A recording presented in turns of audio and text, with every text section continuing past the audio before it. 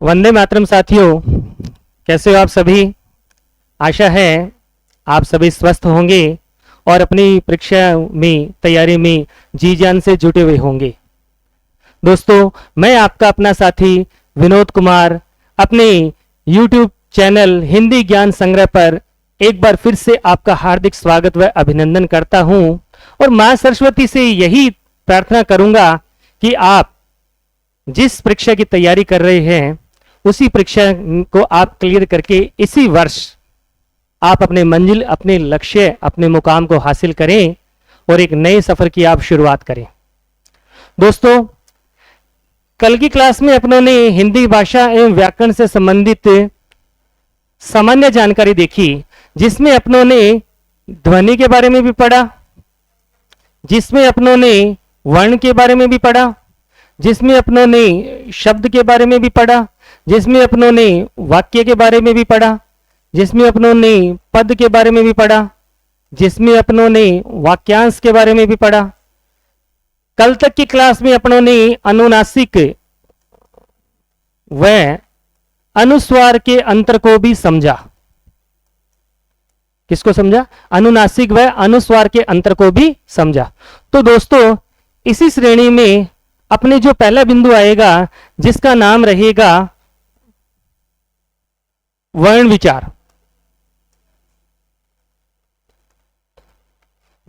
जो छात्र रीट L2 हिंदी विषय से तैयारी कर रहा है उसका पहला बिंदु क्या रहता है? आपके वर्ण विचार। और जो 4th ग्रेड की या एसए तैयारी कर रहा है तो अगर वो वर्ण में स्वर और व्यंजन के बारे में जानकारी लेगा तो उससे उसको संधि में मात्राओं का ज्ञान होगा और संधि करने में भी क्या रहेगी? आसानी रहेगी। दोस्तों, वर्ण की अगर अपनी परिभाषा की बात करें, वर्ण की अपने क्या करते हैं? परिभाषा की बात करते हैं। तो वर्ण एक ऐसी ध्वनि है जिसका अंतिम विभाजन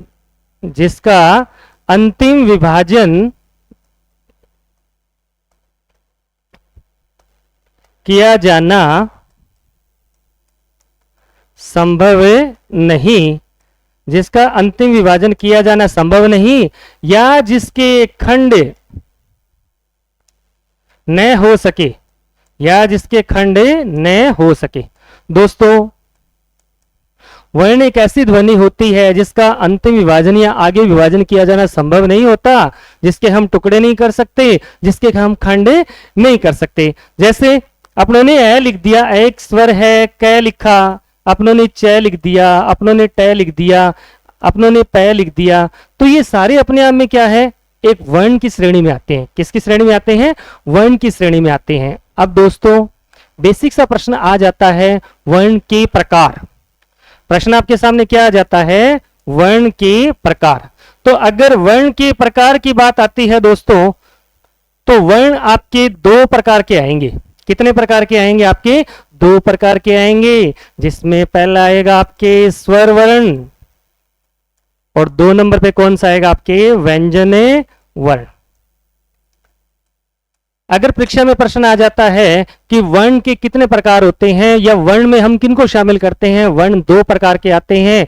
एक तो आता है स्वर वर्ण और दूसरा कौन सा आता है? आपके व्यंजन वर्ण आएगा। तो परीक्षा में प्रश्न आ जाए आपके सामने कि वर्ण की परिभाषा क्या है? वर्ण एक ऐसी ध्वनि है जिसका अंतिम विभाजन किया जाना संभव नहीं, या जिसके खंड या फिर टुकड़े न हो सके, वो क्या होता है? अपने आप में दोस्तों वर्ण होगा। वर्ण के प्रकार की बात आती है तो वर्ण 2 प्रकार के आएंगे आपके। एक तो कौन सा आएगा? स्वर वर्ण, और दूसरा कौन सा आएगा? आपके व्यंजन वर्ण आएगा। अब दोस्तों, नेक्स्ट परीक्षा में इसमें से बेसिक प्रश्न क्या बन करके आता है कि वर्णमाला में किनको शामिल करते हैं? वर्णमाला में हम किनको शामिल करते हैं, या वर्णमाला में किन्हें रखा जाता है? वर्णमाला में क्या क्या रखा जाता है? तो वर्ण का मतलब स्वर और व्यंजन, और माला का मतलब लड़ी, यानी स्वर व्यंजनों की लड़ी। तो वर्णमाला के अंदर क्या क्या शामिल होता है? वर्णमाला के अंदर जो शामिल होगा उसमें हम रखेंगे एक तो रखेंगे अपने स्वर और दूसरा रखेंगे अपने व्यंजन, और दोस्तों तीसरा रखेंगे अपने अयोगवाह ध्वनि। तीसरा कौन सा रखेंगे अपने अयोगवाह ध्वनि। अगर ये पूछा जाए आपसे वर्ण कितने प्रकार होते हैं, वर्ण दो प्रकार के आएंगे, एक तो स्वर और दूसरा कौन सा आएगा आपके व्यंजन वर्ण। और अगर ये प्रश्न कर लिया जाए वर्णमाला में हम किनको शामिल करते हैं या वर्णमाला के अंदर हम किसे रखते हैं, तो वर्णमाला में दोस्तों हम स्वर, वर्णमाला में रखेंगे हम व्यंजन वर्ण, और वर्णमाला में क्या रखेंगे अपने अयोगवाह ध्वनि। अब तीसरा प्रश्न परीक्षा में आपके सामने रखा जा सकता है, व्याकरण के अंग, व्याकरण के अंग। प्रश्न परीक्षा में आ जाता है व्याकरण के अंग। तो प्रश्न परीक्षा में आ जाए व्याकरण के अंग है, तो व्याकरण के अंग अपने को कितने करने हैं, 3। कितने करने हैं, 3। लेकिन हिंदी ग्रंथ अकादमी कितनी मानती है, हिंदी ग्रंथ अकादमी मानेगी अपने 4। हिंदी ग्रंथ अकादमी के अनुसार कितने होंगे अपने 4 होंगे। हिंदी ग्रंथ अकादमी के अनुसार अपने कितने मानेंगे, 4 मानेंगे। मूल कितने होते हैं अपने 3 ही होते हैं। तो 3 में अपने पहले कौन सा करते हैं, व्याकरण में हम सबसे पहले पढ़ने जा रहे हैं वर्ण विचार। क्या पढ़ने जा रहे हैं, वर्ण। और अपने ने चर्चा की थी वर्ण से मिलकर के जब वर्ण जुड़ता है तो वो क्या बन जाता है अपने शब्द विचार। क्या बन जाता है, शब्द। और अगर अपने शब्दों को क्रम से लगा देते हैं तो वो क्या बन जाता है, वाक्य। तो उसको क्या कहेंगे अपने वाक्य विचार। और किसी भी शब्द का अगर अपनों ने वाक्य में प्रयोग कर दिया और व्याकरण के अनुसार उसने क्या बना ली, कोई ना कोई जगह बना ली और अन्य शब्दों के साथ क्या कर दिया, संबंध स्थापित कर दिया, तो वो अपने आप में क्या बन जाएगा, पद विचार। वो अपने आप में क्या बन जाएगा, पद विचार। तो मूल कितने आते हैं अपने आप में, 3 ही आते हैं। लेकिन हिंदी ग्रंथ चौथा और मानती है जिसका नाम क्या होता है, पद विचार होता है। कौन सा होता है, पद विचार। तो वर्ण कितने प्रकार के आएंगे दोस्तों, 2। एक तो स्वर वर्ण और दूसरा व्यंजन वर्ण। अगर ये प्रश्न आ जाता है वर्णमाला में हम किनको शामिल करते हैं, वर्णमाला में हम शामिल करते हैं, वर्णमाला में हम शामिल करते हैं स्वर, व्यंजन और अयोगवाह ध्वनि। और अगर प्रश्न आ जाता है व्याकरण के अंग, तो व्याकरण के 3 अंग होते हैं और चौथा कौन सा आएगा अपने पद विचार। तो पहला आएगा अपने वर्ण विचार, चौथा कौन सा आएगा शब्द विचार, और दूसरा कौन सा आएगा शब्द विचार, और तीसरा कौन सा आएगा अपने वाक्य विचार, और चौथा दोस्तों कौन सा आएगा अपने पद विचार आएगा। तो ये बेसिक सी बातें थी जो वर्ण विचार करने से पहले भी अपने को पता होनी चाहिए कि व्याकरण के घटक कौन से हैं, उसके अपने अंग कह सकते हैं, उसके अपने अवयव कह सकते हैं। तो वो कितने आएंगे अपने आप में 3, और कभी कभार ऑप्शन आ जाता है 4। तो 3 और 4 2 की स्थिति में आ जाए तो ये प्रश्न विवादास्पद हो जाता है। लेकिन प्रश्न आ जाता है तो अपने को या तो 3 ऑप्शन मिलेगा या क्या मिलेगा अपने को 4 ऑप्शन मिलेगा। तो पहला कौन सा आएगा, वर्ण विचार, दूसरा कौन सा आएगा शब्द विचार, और तीसरा कौन सा आएगा वाक्य विचार, और चौथा दोस्तों कौन सा आएगा अपने पद विचार आएगा। अब देखिए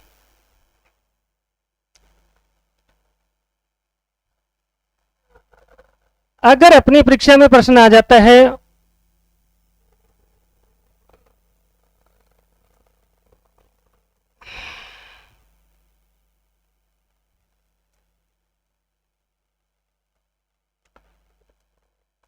परीक्षा में प्रश्न आ जाता है अपने वर्णों की संख्या।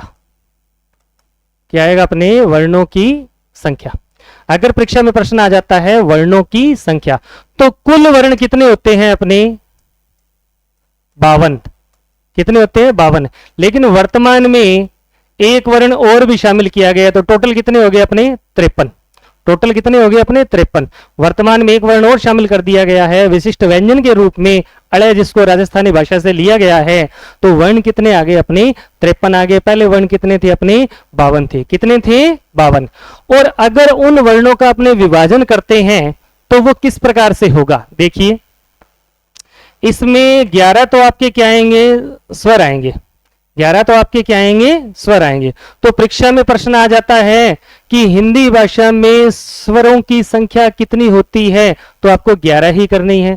अगर प्रश्न आ जाता है देवनागरी लिपि में स्वरों की संख्या कितनी होती है, 11, तो देव के भाई कितने थे, 11, देव के भाई कितने थे, 11, स्वर कितने भाई थे, 11, कितने भाई थे, 11।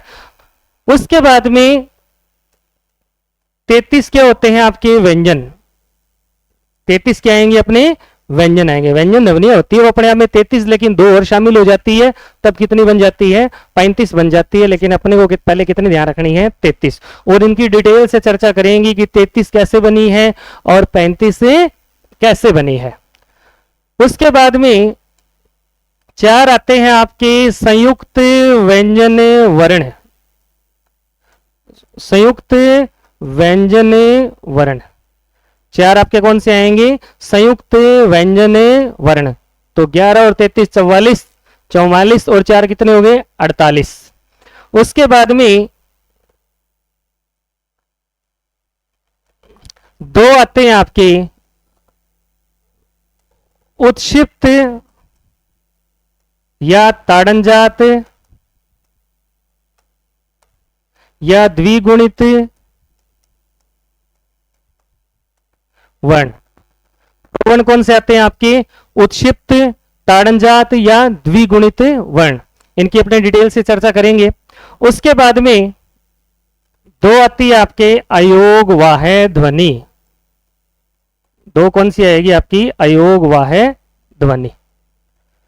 11 तो आपके क्या आते हैं, स्वर आते हैं, 33 आपके क्या आते हैं, व्यंजन, और 4 आपके आते हैं संयुक्त व्यंजन वर्ण, 2 आते हैं आपके उत्क्षिप्त वर्ण और 2 आते हैं आपके अयोग वाह ध्वनि। तो टोटल कितने हो गए, 52। वर्णों की कुल संख्या पूछी जाती है तो 52, लेकिन एक और शामिल कर लिया गया है जिसको कहा जाता है विशिष्ट व्यंजन वर्ण, जिसको क्या कहा जाता है, विशिष्ट व्यंजन वर्ण, जिसको क्या कहेंगे अपने, विशिष्ट व्यंजन वर्ण, जिसको अपने क्या कहते हैं, अड़े, क्या कहते हैं, जिसको अड़े कहते हैं। जब आप बोलते हो ना दाल, कालिया, धोलिया, पीड़िया, इस प्रकार के शब्द कहते रहते हो, पीलिया होता है, हम बोलते हैं पीड़िया, क्या कहते हैं, पीड़िया, धोलिया क्या कहते हैं, धोलिया, शब्द क्या होता है, धोलिया, बोलते क्या है, धोलिया, क्या बोलते हैं अपने, धोलिया। दाल, क्या बना है जी आज, दाल बना है, दाल बनी है, दाल, दाल बोल देते हैं। तो कहने का मतलब क्या है, ये विशिष्ट व्यंजन वर्ण है, इसको क्या कहेंगे अपने, विशिष्ट व्यंजन वर्ण। तो अगर वर्णों की संख्या पूछी जाए तो कुल वर्ण अपने को कितने करने हैं, 52 करने हैं, और परीक्षा में 52 ना करके अपने को क्या मिलता है, 53 मिलेगा वर्तमान में।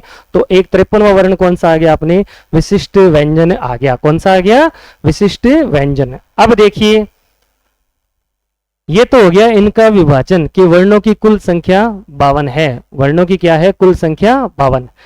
लेकिन कई किताबों में क्या होता है, स्वर तो लिखे होते हैं 13 और वर्ण लिखे होते हैं 54, कभी कभार क्या होता है 55। तो वो भी कैसे बनते हैं और परीक्षा में अपने को कौन से रखने हैं, किस प्रकार से रखने हैं। तो देखिए देखिए दोस्तों,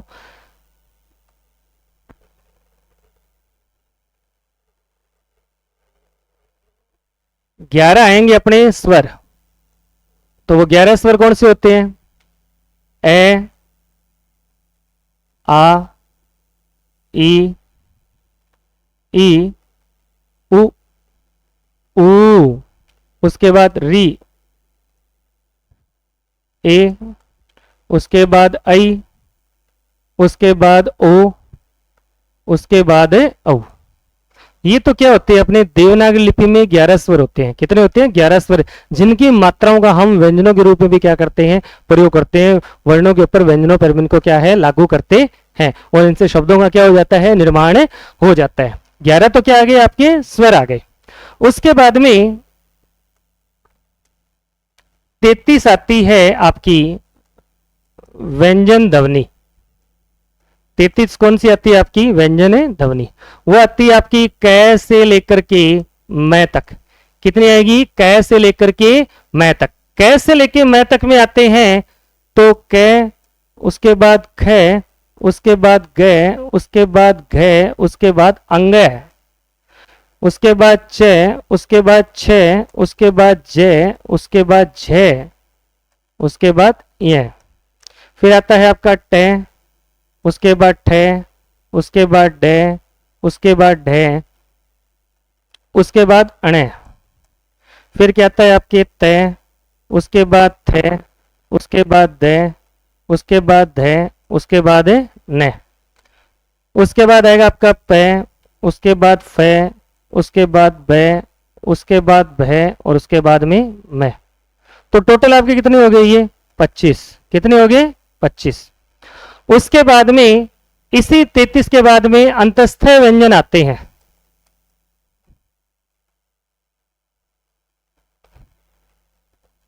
कौन से आते हैं अपने?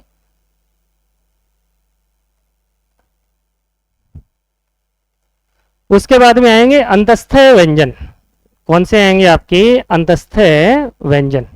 अंतस्थ व्यंजन आते हैं अपने ये, उसके बाद रे, उसके बाद ले और उसके बाद वे। हिंदी में इनका क्रम कर लिया जाता है ये रे ले वे। क्या बन गया? ये रे ले वे। ये चार आपके कौन से हो गए? अंतस्थ व्यंजन हो गए। कौन से हो गए? अंतस्थ व्यंजन। और उसके बाद में ऊष्म व्यंजन कौन से आते हैं? ऊष्म व्यंजन। शे, उसके बाद शे, उसके बाद से और उसके बाद में है। ये चार आपके कौन से आएंगे? ऊष्म व्यंजन। तो टोटल कितने हो गए? 33 हो गए। कुल कितने हो गए? 33। तो 11 और 33 कितने हो गए? 44। कितने हो गए? 44। उसके बाद में दोस्तों आपको और क्या ध्यान रखना है?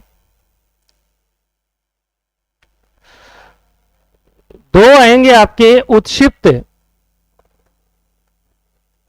या द्विगुणित। उत्क्षिप्त या द्विगुणित या फिर ताड़नजात वर्ण। कौन से आएंगे? उत्क्षिप्त या फिर द्विगुणित या फिर ताड़नजात वर्ण जो अड़े और ढे। कौन से आएंगे? अड़े तथा ढे आपके कौन से आएंगे? उत्क्षिप्त तथा ताड़नजात वर्ण। उसके बाद में चार आते हैं अपने संयुक्त व्यंजन वर्ण। तो वो कौन से होते हैं? ईक्षे, त्रय, ज्ञ और श्रेय। ये चार आपके कौन से आते हैं? संयुक्त व्यंजन वर्ण। ये किससे मिलकर बनता है? कै हलंत शय। और इसको अपने और तोड़ते हैं तो शय के साथ में क्या जुड़ गया? ए। ये किससे मिलकर बनता है? तय के साथ रे से। इसको जब अपने और तोड़ते हैं तो रे के साथ में ए जुड़ जाता है। ये किससे मिलकर बनता है? जय के साथ ये से। इसको जो अपने तोड़ते हैं तो ये के साथ में ए। और इसको अपने तोड़ते हैं तो शय के साथ में रे। और रे को अपने तोड़ते हैं तो रे के साथ में क्या आ जाएगा? ऐश्वर आ जाएगा। कौन सा स्वर आ जाएगा? ऐश्वर। और इसके बाद में 5 नंबर पे आती है अपने अयोग वाह ध्वनि। अयोग वाह ध्वनि इसका मतलब क्या होता है? जिसमें किसी का योग न हो। जिसमें किसी का योग न हो। ये दो ध्वनियां आएगी दोस्तों। वो दो ध्वनियां कौन सी होगी आपकी? एक तो होगी अंग और एक होगी आपको अह।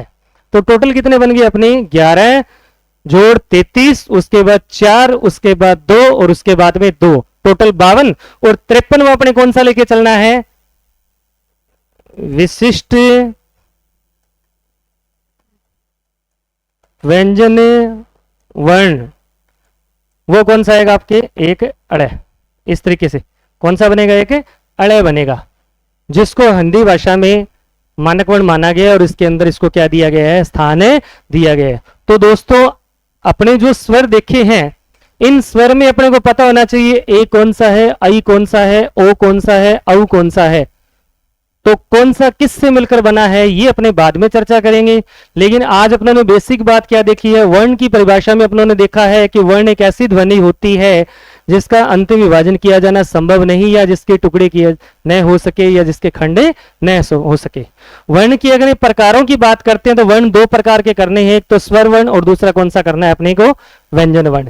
तीसरी बात अपनों ने देखी है व्याकरण के अंग, घटक या फिर अवयव। तो 3 और कभी कभी 4 भी आता है। तो पहला कौन सा आएगा? वर्ण विचार, दूसरा कौन सा आएगा? शब्द विचार, तीसरा कौन सा आएगा? वाक्य विचार, और चौथा कौन सा आएगा? अपने पद विचार आएगा। अगर वर्णों की संख्याओं की बात करें तो कुल वर्ण अपने को 52 करने हैं। कभी कभार क्या मिल जाते हैं? 53 भी मिल जाते हैं। तो 52 में 11 स्वर, 33 आपके व्यंजन, जिसमें क से मैं तक, अंतस्थ व्यंजन य रे ले वे, उष्म व्यंजन श श और है, श और है। उसके बाद में 2 अपने कौन से आएंगे? उत्क्षिप्त वर्ण, द्विगुणित या फिर ताड़नजात वर्ण। कौन से आएंगे? ताड़नजात वर्ण। तो ये भी अपने को क्या रखना है? ध्यान रखना है। उष्म व्यंजन में अपने को कौन से देखने थे? श और है। और एक नुक्ता यहां से हटेगा,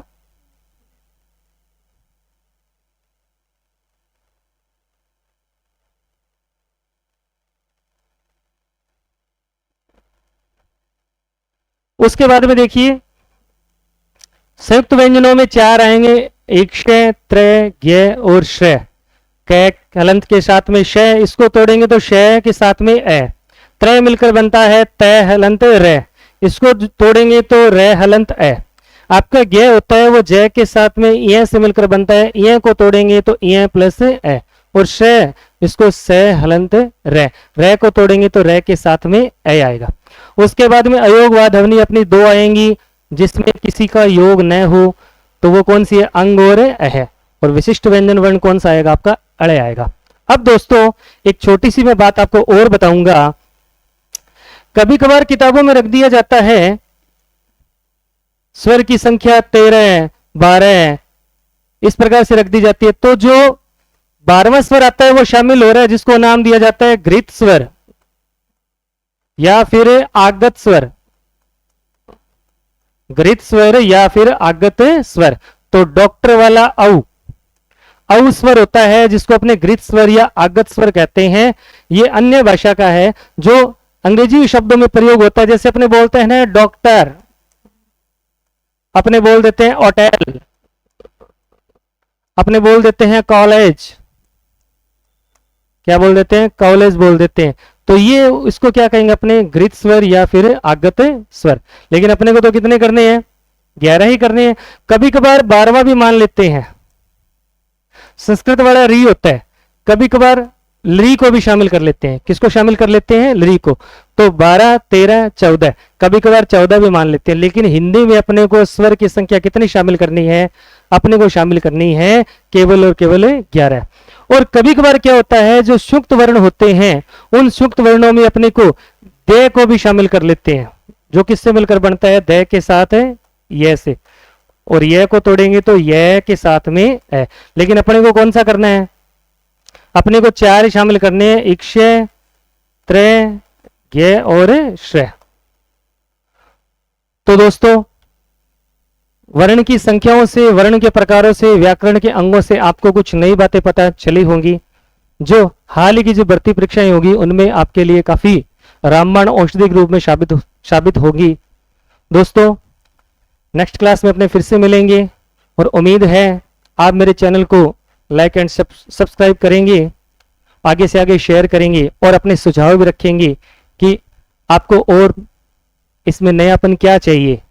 दोस्तों इसी आशा के साथ जय हिंद, वंदे मातरम।